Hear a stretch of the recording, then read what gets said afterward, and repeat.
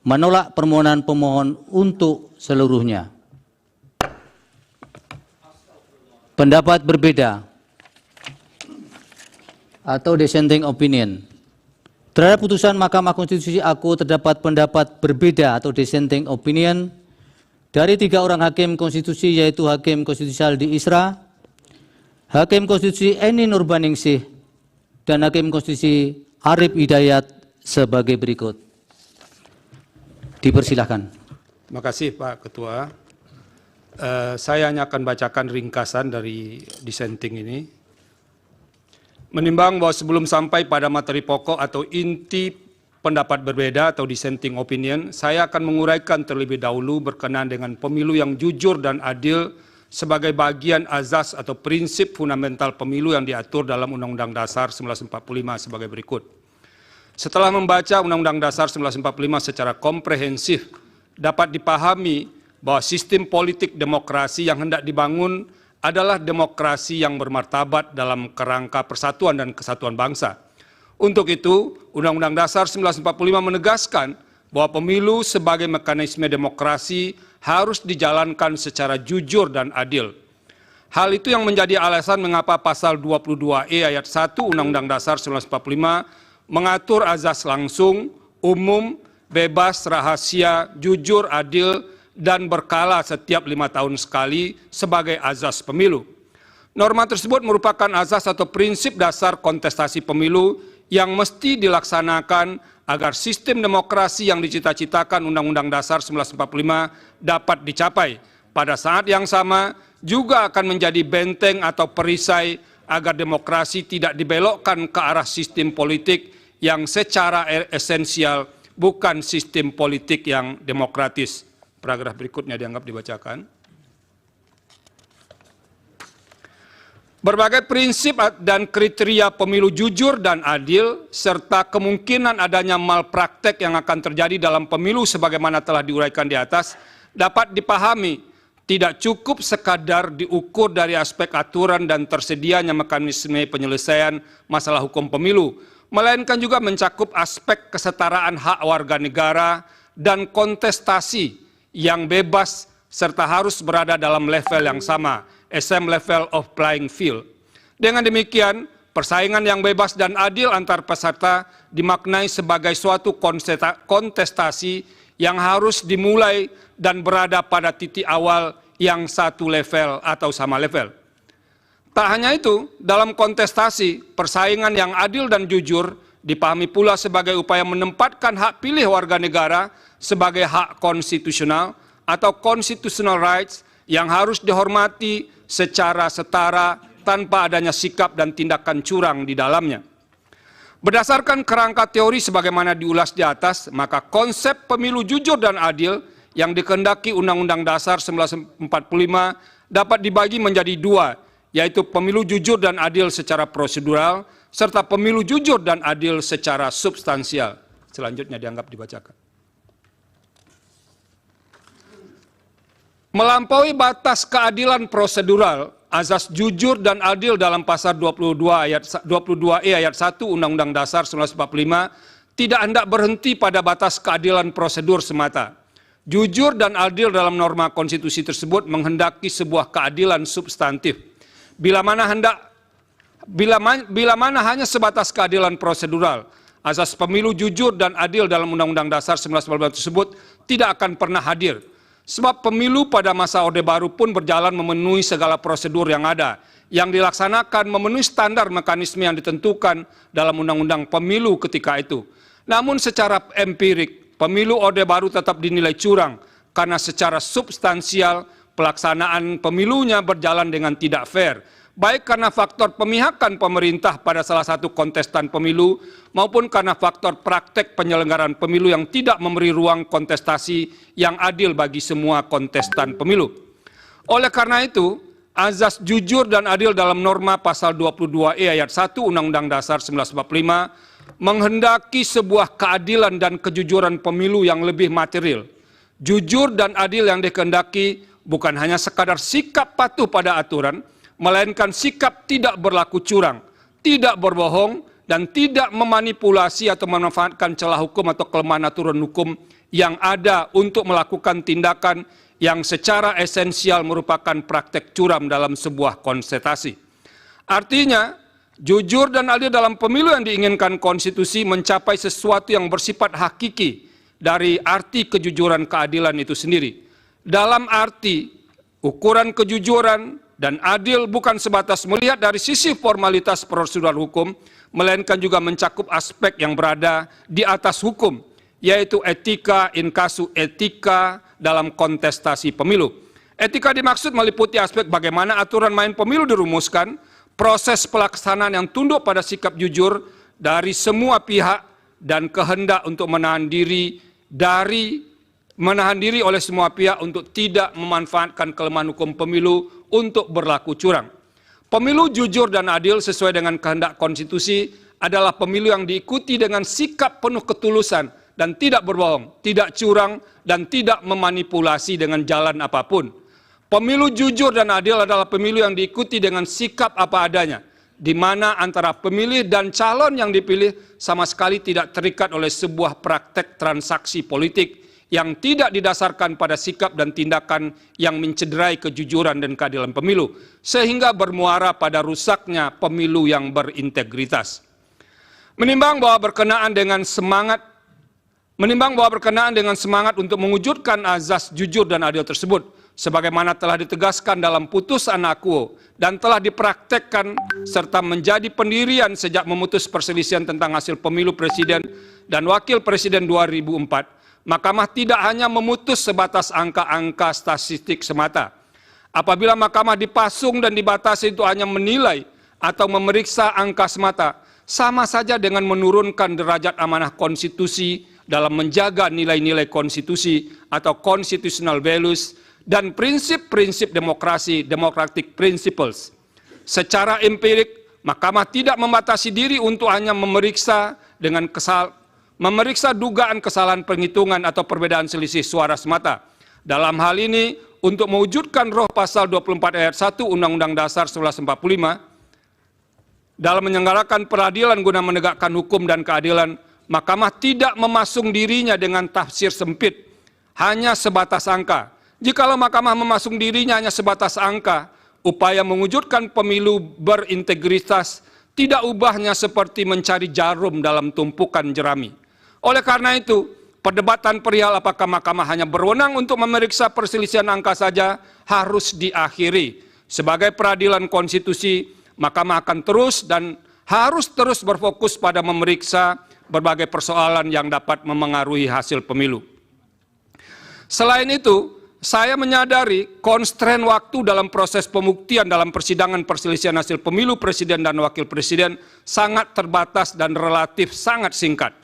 Oleh karena itu, sebagai seorang hakim, saya memandang bahwa karakteristik pembuktian tersebut harus ditempatkan dalam kerangka untuk memberikan atau menumbuhkan keyakinan hakim dengan menggunakan standar yang tidak mungkin disamakan dengan pembuktian material yang ketat menggunakan prinsip beyond a reasonable doubt. Namun demikian, hakim tidak boleh memutus tanpa adanya dasar bukti sama sekali.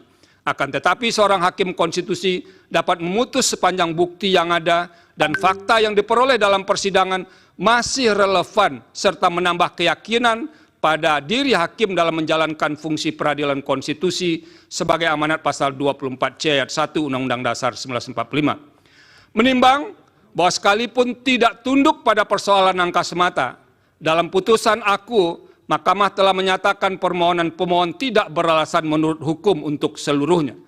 Terhadap pertimbangan hukum Mahkamah dalam menanggapi dalil-dalil pemohon, pada pokoknya saya memiliki posisi hukum serupa pada sebagian isu tersebut, terkecuali untuk beberapa persoalan yang menjadi tumpuan perhatian saya, termasuk sebagian argumentasi dalam permohonan. Ada dua hal yang membuat saya mengambil haluan untuk berbeda pandangan dengan pendapat mayoritas majelis hakim, yaitu dalam satu, persoalan mengenai penyaluran dana bantuan sosial yang dianggap menjadi alat untuk memenangkan salah satu peserta pemilu presiden dan wakil presiden. Dua, perihal keterlibatan aparat negara, pejabat negara atau penyelenggara di sejumlah daerah, karena tidak mudah untuk membelahnya secara tegas, Kedua masalah tersebut akan diuraikan secara berkelindan sebagai berikut. Bahwa pemohon mendalilkan persoalan di atas dalam uraian yang tersebar dalam sebagian besar permohonan, tanpa bermaksud menyederhanakan permasalahan tersebut, melainkan mempermudah dalam menjawab dalil permohonan. Saya tidak akan menanggapinya dengan memperinci setiap uraian dalil dalam permohonan. Saya mengambil inisiatif untuk menanggapi dalam dua bahagian besar. Pertama, melihat aspek dalil dan fakta yang dikemukakan secara konkret dan spesifik, kemudian melihatnya secara umum dalam konteks pengelolaan anggaran negara dan pelaksanaan program pemerintah dalam kurun waktu yang berdekatan dengan penyelenggaraan pemilu. Dalam permohonannya, pemohon mengungkapkan fakta dan kejadian tertentu secara spesifik, yaitu dukungan yang diberikan Presiden terhadap pihak terkait, pasangan calon Presiden dan Wakil Presiden nomor urut 2. Dukungan dimaksud sebagaimana dalil pemohon dilakukan dengan cara mengalokasikan anggaran negara tertentu dan diwujudkan melalui pelaksanaan program pemerintah berupa penyaluran dana bantuan sosial. Ditambahkan oleh pemohon, salah satu mekanisme penyaluran dana bantuan sosial dilakukan dan atau dikemas beriringan dengan kunjungan kerja Presiden ke beberapa daerah. Cara demikian umum pemohon merupakan bentuk kampanye terselubung dan memberi kontribusi besar atau signifikan terhadap penambahan suara pasangan calon Presiden dan Wakil Presiden nomor urut 2. Selanjutnya dianggap dibacakan. Namun demikian, fakta konkret sebagaimana menjadi objek penilaian di atas tidak bisa dilepaskan secara kontekstual atas pengaruh dari unsur-unsur lain yang menimbulkan hubungan sebab akibat. Sebagaimana membaca teks, maka membaca tidak hanya melihat pada huruf mati yang ada di hadapannya, melainkan harus pula mengetahui latar belakang susunan kata dan kalimat untuk dapat memahami makna dari teks dimaksud. Begitu pula halnya dengan membaca sebuah peristiwa. Kejadian itu tidak mungkin berdiri sendiri tanpa ada peristiwa lain yang memengaruhinya. Oleh karena itu, saya akan menilai dalil yang diutarakan pemohon mengenai penyaluran dana bantuan sosial yang dikaitkan dengan pengaruhnya bagi penambahan suara pasangan calon yang mendapat dukungan Presiden secara kontekstual. Hal ini pun sejatinya yang menjadi pertimbangan Mahkamah secara umum dengan mengambil inisiatif untuk memanggil dan meminta keterangan beberapa menteri dalam persidangan. Saya percaya Mahkamah pun ingin menggali lebih dalam terhadap dalil-dalil dan fakta yang diungkapkan oleh pemohon dan memeriksa silang dalil tersebut kepada pihak yang berwenang berkenaan dengan penyaluran dana bantuan sosial dikaitkan dengan unsur-unsur lain yang menimbulkan relasi sebab akibat.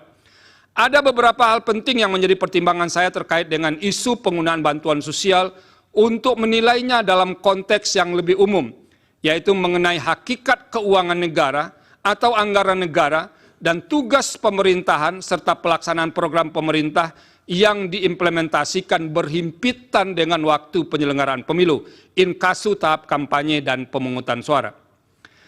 Yang menjadi persoalan besar dalam kaitan antara penggunaan uang dalam pemilu adalah berkenaan dengan sumber dana tersebut. Jikalau uang yang digunakan peserta pemilu bersumber dari keuangan publik atau anggaran negara, maka derajat persoalan yang harus dihadapi akan bertambah berkali lipat. Sebab penggunaan keuangan negara yang tidak sesuai dan dapat diartikan sebagai penyalahgunaan kekuasaan. Padahal secara konstitusional, hakikat keuangan negara harus dipergunakan bagi kepentingan umum yang sebesar-besarnya kemakmuran rakyat. Pasal 23 ayat 1 Undang-Undang Dasar 1945, tanpa boleh ditunggangi untuk kepentingan yang bersifat pribadi maupun segelintir kelompok. Selanjutnya dianggap dibacakan. Dalam konteks penyelenggaraan pemilu presiden dan wakil presiden tahun 2024, program pemerintah tidak sepenuhnya dapat dilekatkan dengan aspek teoritis dalam konsep political budget cycle, sebab tidak terdapat petahana dalam pemilihan presiden dan wakil presiden. Presiden yang saat ini memegang jabatan tidak menjadi peserta pemilu, meskipun sebagai pribadi orang yang sedang memegang jabatan tersebut tetap memiliki hak untuk memberikan dukungan politiknya kepada salah satu pasangan calon peserta pemilihan. Konsekuensinya, ia juga diberi dan memiliki kesempatan untuk melakukan kampanye dalam rangka mempengaruhi pemilih untuk memberikan suaranya kepada pasangan calon yang didukungnya. Akan tetapi, dukungan tersebut semestinya adalah dalam kapasitasnya sebagai pribadi dan bukan sebagai pemegang kekuasaan pemerintah yang masih harus menyelesaikan program-program pemerintahannya. Pada titik inilah kemudian yang menjadi sulit untuk menilai tindakan seorang presiden sebelum dan selama penyelenggaraan pemilu. Dalam hal ini, orang yang memegang jabatan tertinggi di jajaran pemerintahan tersebut dapat saja berdalih bahwa percepatan program yang dilakukannya adalah dalam rangka menyelesaikan program pemerintahan yang akan habis masa jabatannya. Namun program dimaksud pun dapat digunakan sebagai kamuflase dan dimanfaatkan sekaligus sebagai piranti dalam memberikan dukungan atas pasangan calon peserta pemilihan presiden dan wakil presiden.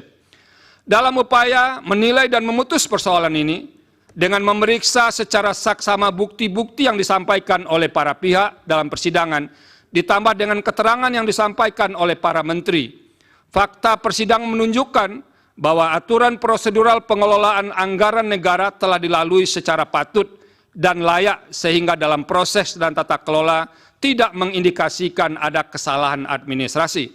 Namun demikian, tugas utama seorang hakim adalah memutus perkara yang diajukan ke hadapannya secara adil. Selain itu, hakim harus menemukan kebenaran sesuai dengan fakta dan didukung oleh bukti yang meyakinkan.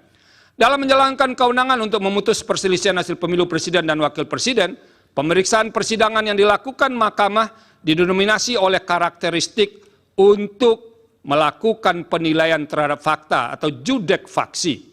Terlebih apabila dalam dalil-dalil yang diajukan pemohon mengemukakan argumentasi atas terjadinya pelanggaran pada aturan pemilu, fakta tersebut pun sedapat mungkin diukur berdasarkan norma dalam aturan hukum pemilu. Saya meyakini bahwa tidak ada saya meyakini bahwa tidak ada aturan hukum yang sempurna, terlebih sempurna, kecuali hukum yang dibuat oleh Yang Maha Kuasa. Aturan hukum yang disebut amat lengkap dan mengatur secara rinci setiap tindakan manusia hanyalah klaim dari pembentuknya semata. Senantiasa akan ada dan ditemukan celah aturan hukum dan kemudian dapat dimanfaatkan untuk memenuhi kepentingan pribadi dan terlindung dari ancaman pelanggaran norma hukum. Begitu pula halnya dengan hukum pemilu. Ada celah hukum dalam hal aturan mengenai penggunaan anggaran negara melalui pengejawantahan program pemerintah pada masa yang berdekatan atau berhimpitan dengan penyelenggaraan pemilu. Di samping itu, pada kasus pemilu presiden dan wakil presiden tahun 2024 pun terdapat kekhususan dalam hal posisi presiden yang bukan berstatus sebagai petahana, bukan menjadi pihak yang terlibat sebagai peserta pemilu, melainkan sebagai pihak yang dinilai memberikan dukungan terhadap salah satu pasangan calon. Hal ini memicu pandangan kritis yang disampaikan oleh sebagian kelompok masyarakat. Dampak yang dikhawatirkan adalah peserta pemilu tidak bermain pada lapangan kontestasi yang sama. Terlebih fakta hukum yang ada di sekitar atau pada tahap kampanye berlangsung, kunjungan presiden ke daerah menunjukkan peningkatan intensitas dibandingkan biasanya. Faktor yang mendukung hal tersebut antara lain adalah keadaan adanya celah aturan hukum dalam undang-undang pemilu yang berpeluang dimanfaatkan. Perumpamaan kondisi demikian ibarat banyak orang melihat asap mengepul membubung tinggi, tapi tiada satu pun yang dapat menemukan titik api yang menjadi sumber asap itu. Pada titik inilah moralitas atau etika memainkan peran penting agar tidak memanfaatkan celah atau kekosongan aturan hukum, legal loopholes. Bagaimanapun dampak dari dukungan tersebut kepada salah satu peserta pemilu menyebabkan ketidaksetaraan peserta dalam kontestasi perebutan suara rakyat. Padahal salah satu bentuk nyata perwujudan azas adil dalam pemilu adalah adanya upaya para peserta pemilu berada pada posisi yang setara. Suasana kebatinan demikian seharusnya dipahami semua penyelenggara pemilu dan pejabat negara untuk menerapkan standar etika tertinggi, the highest moral standard. Berdasarkan pertimbangan di atas, secara kelembagaan, saya memahami posisi mahkamah atau mayoritas hakim yang terkendala oleh banyak pertimbangan, terutama soal bukti dan penilaian atas bukti yang sehingga tidak dapat bergerak lebih jauh. Namun demikian, secara pribadi, sebagai hakim, saya memiliki keyakinan yang berbeda. Namun demikian, secara pribadi, sebagai hakim, saya memiliki keyakinan yang berbeda dengan sebagian hakim yang lain. Dalam hal ini, terdapat fakta persidangan perihal pemberian atau penyaluran bansos atau sebutan lainnya yang lebih masif dibagikan pada rentang waktu yang berdekatan atau berhimpitan dengan pemilu. Praktek demikian merupakan salah satu pola yang jamak terjadi untuk mendapatkan keuntungan dalam pemilu yang disebut dengan electoral incentive. Keterlibatan beberapa menteri aktif yang menjadi tim kampanye dalam membagi bansos terasosiasi dengan jabatan presiden secara langsung maupun tidak langsung sebagai pemberi bansos memunculkan atau setidaknya berpotensi atas adanya konflik kepentingan dengan pasangan calon. Sementara itu merujuk fakta yang terungkap dalam proses persidangan. Menteri yang terkait langsung dengan tugas tersebut, inkasu Menteri Sosial, yang seharusnya memiliki tanggung jawab terhadap pemberian bansos, menyampaikan keterangan bahwa tidak pernah terlibat dan atau dilibatkan dalam pemberian atau penyaluran bansos secara langsung di lapangan. Selain itu diperoleh pula fakta dalam persidangan bahwa terdapat sejumlah menteri aktif yang membagikan bansos kepada masyarakat, terutama selama periode kampanye.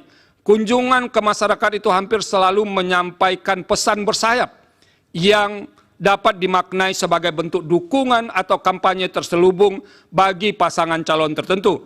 Padahal ketika kegiatan para menteri membagikan dana bansos atau dana lain yang berasal dari APBN, norma pasal 281 ayat 1 Undang-Undang Pemilu antara lain menyatakan, menteri harus memenuhi ketentuan, tidak menggunakan fasilitas dalam jabatannya, kecuali fasilitas pengamanan bagi pejabat negara, sebagaimana diatur dalam ketentuan peraturan perundang-undangan, dan menjalani cuti di luar tanggungan negara.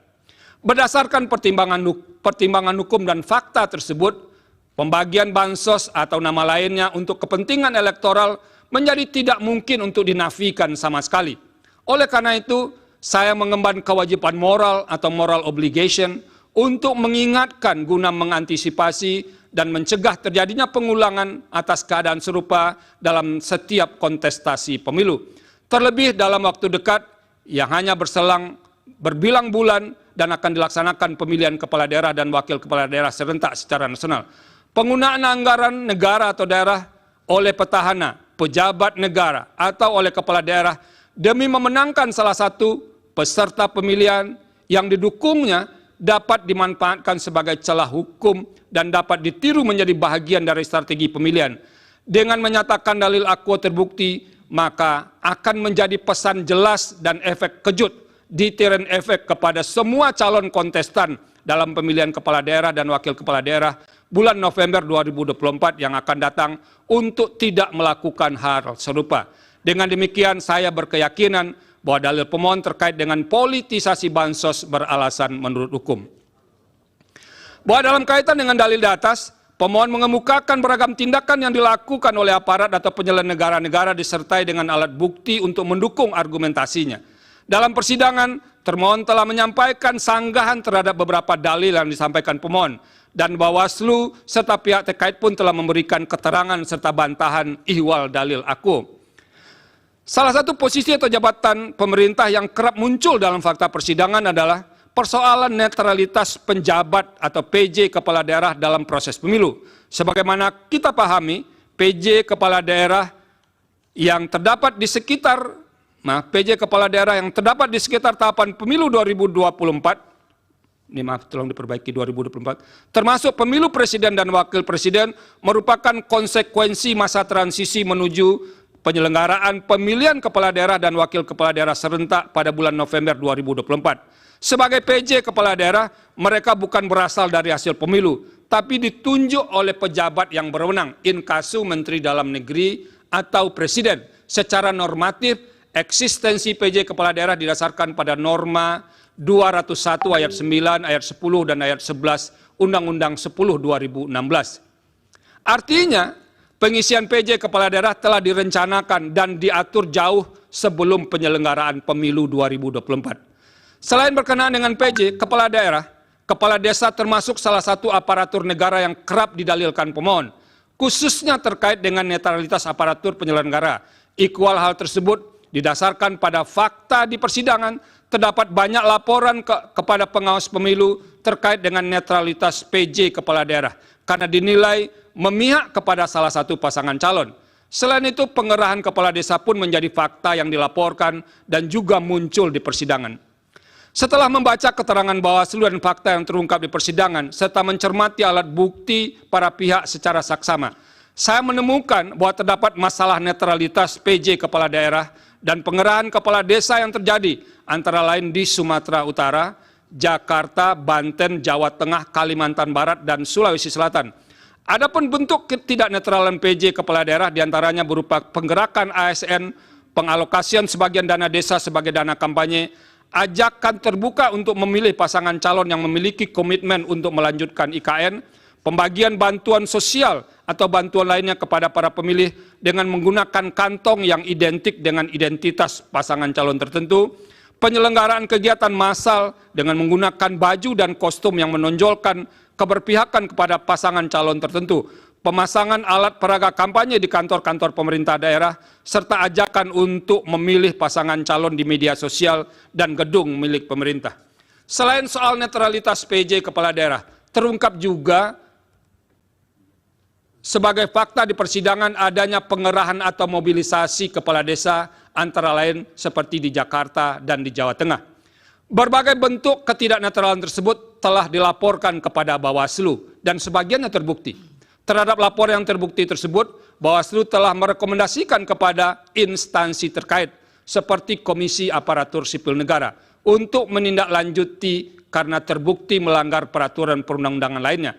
Berkaitan dengan ketidaknetralan tersebut, KSN pernah merilis hasil survei pada Desember 2023 yang menunjukkan bahwa sebagian PJ kepala daerah dinilai belum optimal dalam pengawalan netralitas ASN. Salah satu penyebab utamanya adalah intervensi politik sehingga membuat ASN melanggar netralitas. Sementara itu sebagian laporan yang disampaikan kepada Bawaslu dinilai tidak terbukti karena tidak memenuhi syarat formil atau material. Namun Bawaslu tidak memberitahu kekurang lengkapan syarat dimaksud. Hal demikian sebenarnya dapat dipandang sebagai cara Bawaslu menghindar untuk memeriksa substansi laporan yang berkenaan dengan pelanggaran pemilu. Meskipun demikian, saya berkeyakinan bahwa telah terjadi ketidaknetralan sebagian PJ kepala daerah, termasuk perangkat daerah yang menyebabkan pemilu tidak berlangsung secara jujur dan adil. Semua ini bermuara pada tidak terselenggaranya pemilu yang berintegritas. Dengan demikian, dalil pemohon aku beralasan menurut hukum. Menimbang bahwa berdasarkan seluruh pertimbangan hukum di atas, dalil pemohon sepanjang berkenaan dengan politisasi bansos dan mobilisasi aparat atau aparatur negara, penyelenggara negara adalah beralasan menurut hukum. Oleh karena itu, demi menjaga integritas penyelenggaraan pemilu yang jujur dan adil, maka seharusnya Mahkamah memerintahkan untuk melakukan pemungutan suara ulang di beberapa daerah sebagaimana yang disebut dalam pertimbangan hukum di atas. Terima kasih. Yang Mulia, Prof. Ini.